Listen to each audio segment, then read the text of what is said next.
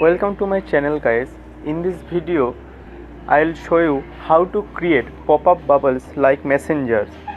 So I got a request to make such video from one of my subscriber from Bangladesh. So I have created a similar app because the Massenger app use background service. So we can do or we can enable background service with the Sketchware real version. We can do that with the modded version, but how can we do with the real version of Sketchware to use pop-up bubble? So I have created a demo app. Here this is the pop-up. Okay, show pop-up. When we click show pop-up, it shows a pop-up bubble. So when we click the pop-up bubble, it shows the message, something like that. There's something written.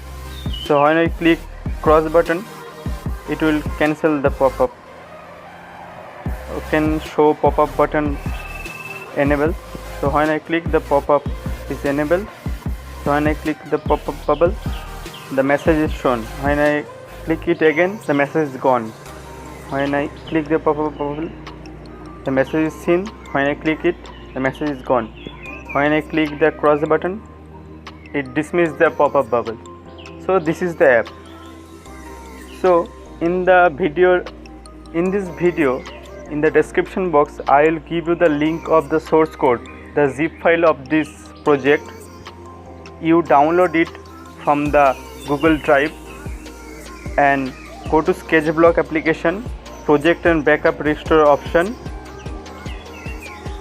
Here in this section where we can restore the project, click here and select the file which you have to download. The file name is 782. Click it and add it to Sketchware. Click here. This app will edit the project in your Sketchware. So this is for today.